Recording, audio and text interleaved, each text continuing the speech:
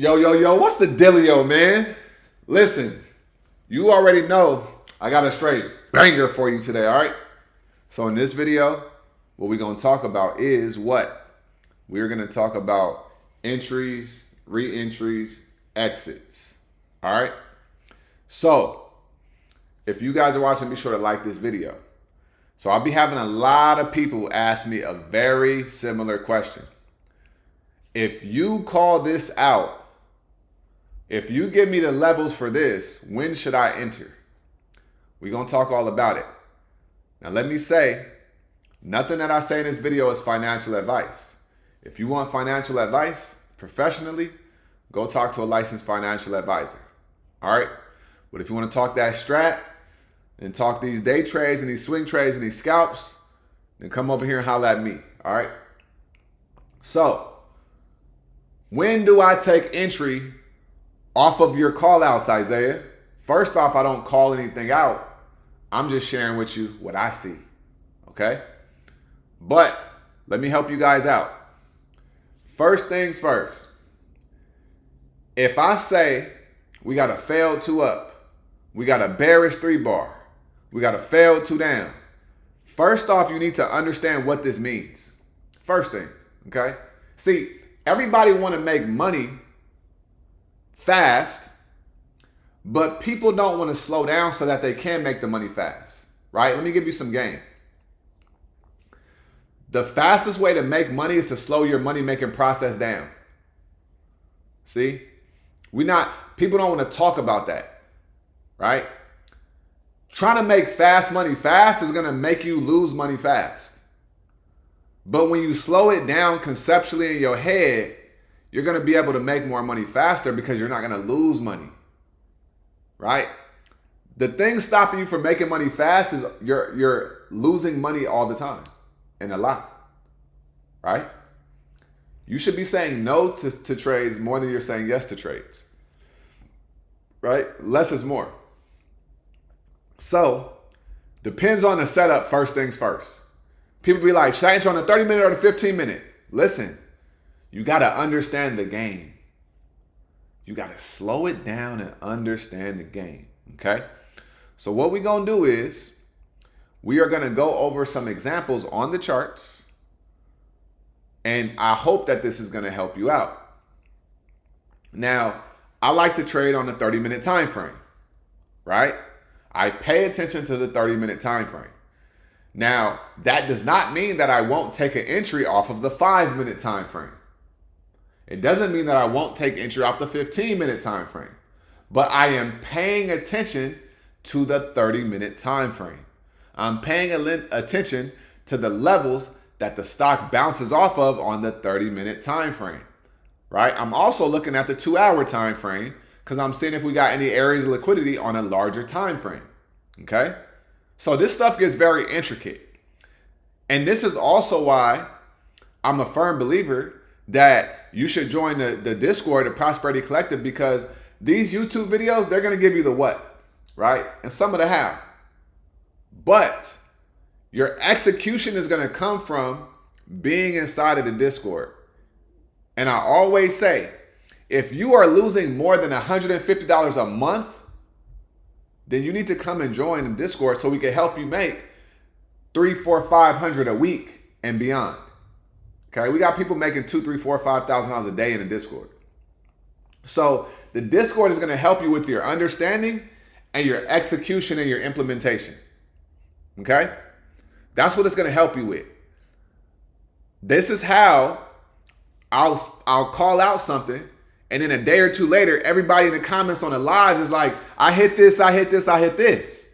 It's because we're executing at a high level, and they're also asking questions and getting further understanding, right? So stop being cheap and stop trying to think you could do this all on your own. Because if you could do it on your own, you would have done it on your own already. All right?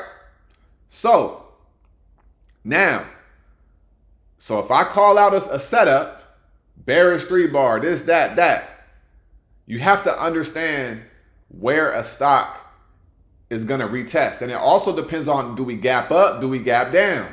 That's another thing that it's going to be predicated on. And this is just about entries, okay? Now, if you want to take let's say you get in, you make money, and you want to get in a re-entry, you always got to wait for the pullback. Once again, you need to know where a stock is going to test at. Okay? So, with that being said, let's now go to the charts and let's break this down. Okay? So, what do we have? All right, so we got Microsoft right here. All right, so let's go to the daily time frame. Let's find the setup. Let's say, okay, Celsius, let's say APLD. All right, this is a good one. Okay. Now, so let's say I see this failed 2 up right here. Okay, on APLD. This was on Wednesday, right? And so I'm like, okay, if we get below 38.87, then you can enter in the puts, right? But it came up. So it opened up here, it came up, and boom. So let's go to the 30-minute. Let's look at Wednesday. Okay. Boom. So on Wednesday, on the 30-minute time frame, we see that they opened up here. We had an area of liquidity here. They rejected off of it. Once it got below this candle right here, you could have took entry on puts. And then you could have wrote it down. And let's say you took profits here, right? When this candle opens up and then it created a fair value gap, right? And it rejected off this fair value gap, you could have entered right there. Or after this one candle closed, then you could have said, okay, it came up and rejected some, and then it came back down, and that's a 212. But you would have had to hold it a little bit longer because it was in the middle of the day, right? You could have took this off of the 15-minute time frame if you wanted to, right? But the fact of the matter remains that it's not always about what time frame do I look at. You need to know what areas is a stock going to test at, okay? Let's go back to APLD again. So that's off that failed 2 up, right? Okay. Now let's say I wanted to trade them on Friday. Okay, so I see some continuation. I'm thinking that we could get down here. All right, let me go back to the 30-minute. All right, so we came down on Thursday, and I see that. All right, boom. So now we got this area right here, which is a fair value gap, right? This is an area of liquidity right here. So we got an area of liquidity right here, okay? And we also have an area of liquidity right here, okay? So on a 30-minute time frame, if you see a stock and it gapped down, closed right here, gap down right here, and then it came up. So it tested, it just closed the gap, right? If you see it on a 30-minute come up, close the gap, and then it starts to reject, and then it created a bearish 3-bar, on the 15 or the 30-minute time frame, you could have took entry, right, before it got below the low of day. And then look what happens. It sinks, right? So on this move alone, you could have hit on Friday 0-day to expiration from 37.08 down to 35.89. This is a 80% trade, something like that, right? So it's not always about it even breaking a level. It's about knowing where a stock can test that, and then it can reject it, and it could come down, right? Let's look at IWM. Same thing, right? This was Friday. Closed up here, right? Gap down, came up. I told everybody it could reject at 263. It rejected at 263, came down. When you see it close a gap and then reject off of a level, it was see right here, this is an area of liquidity. Rejected off this area of liquidity. You could have entered in right up here or even down here and then boom, come down, right? Now, reentries. If you, let's say you take profits at this candle close right here. Okay, that's fine. You take profits there. And then what you want to wait for is a retest of this candle or somewhere a little bit higher. Now, as you can see, we have an area of liquidity right here, sellers. So that's why it didn't go up too high. So you take profits right here. It comes up. You start to see it reject. You could take a re-entry. And then what does it do? Comes down. And you could literally just trade candle to candle if you want. This move right here is like, shit. You could have got about 30 to 40% off of this one candle right here with 0 day to expirations, 1 and 2 levels out of the money. Okay? You do this trade and then this trade, you up 100% on your day within, 7 minutes of trading time, right? So, and in this one, I wouldn't have taken entry off of this one. I would have waited until this candle opened up, see it come up, reject, and then come down. But I wouldn't have taken this one, right?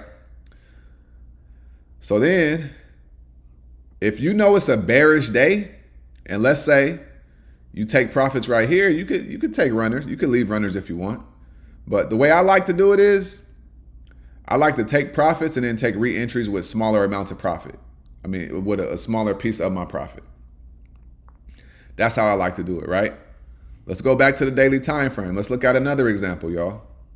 All right? Let's look at another example. Doesn't matter the stock, y'all. It really doesn't. Okay? All that matters is you guys understand how this game works. And then you go do what you do. Okay? So let's find a good example. Okay, let's look at Hood. So we got a bearish 3-bar right here. All right. This was on, well, let me find one that's not too many days away. Let's go to, this one looks good. All right, cool. All right, boom. Okay. So OKLO on Friday. It came down, but it tested up here. Okay. What do I always say? When you see a big red candle, what is the stock going to try to do? It's going to try to test or get to halfway through the previous red candle. That's what OKLO did. So let's go to the 30-minute time frame. All right. And then let's look. All right, boom. Right? So we have an area of liquidity here and we have an area of liquidity here. Whenever I see these big areas of liquidity on a 30-minute time frame, I know that there's going to be a rejection coming. Now, if there's 2 of them, it's either going to be here or right here, somewhere around here. So I just got to be ready for it. Okay. So then what happens is it comes up. Yeah, it creates a bullish 3-bar, but it's a liquidity grab right here. Right. Then we create a 1-bar. Then we create another 1-bar. But the 1-bars, they are sloping down, creating a downtrend. Right. So what does this mean? What this means is, it's a high likelihood that it's going to come down. So once OKLO breaks the low of these 1 candles right here, that's when you can take entry from 84.76 and it comes down to 82. A $2 move with 0 day to expiration, 100%. Right? This could have banked right here. You hold it all day, we talking about a 300 to 500% trade. Okay? But I always say you don't have to catch the whole move. You don't have to catch the whole move, right? So, boom, you take profit there, secure some profits. And then this is a failed 2 up. Once it breaks below this failed 2 down, you could take entry again, and then you could get another 20 to 40%, right? Then we got a 2-1-2. You could get in at the end of the day, breaks below that 1, boom. That's another 30 to 50%, probably even higher. Because it's the end of the day and the 0 day to expirations, right? So I like looking at setups on a 30-minute time frame, but if I see a rejection at a key level or inside of a area of liquidity on a 30-minute order 15, I'm gonna take entry, right? That's how I get down. Now let me say this: depending on where, like your account size, the smaller your account size, the more likely I try to tell people to secure profits. because you have to learn how to secure profits in order to be a profitable trader. So if your account has $300 and you up by $20 in a trade, you got to understand that that's almost 10% of your total account size, right? You could start holding on to these trades longer. Like, this is what they mean when they say the rich get richer and the poor get poorer. The more money you have in your account, the more likely you are to hold something. The less money you have in your account, the less you're going to be likely to hold something, right? So sometimes you got to just keep stacking and stacking and stacking and stacking and stacking, and then your account gets bigger, and then you're going to be more likely and more willing to hold, right? So if you have a smaller account, then I would just say secure profits, secure profits, secure profits, because you want to get in a winning habit of securing profits, and then you want to secure the profits, because you could be up 200% and then be only up 10% if you hold in for dear life. So there's nothing wrong with securing a 110% trade. That's beautiful. You doubled your money, right? So that's what I would say about entries and also re-entries, okay? And this is when you take entries off of the setups that I call on the daily lives in the evening time, okay? So I hope that this video helped you guys. If it did, please let me know in the comments, all right? Like I always say, y'all, make sure you get up out your head, go get into this world, because your head is a dangerous place to live, all right?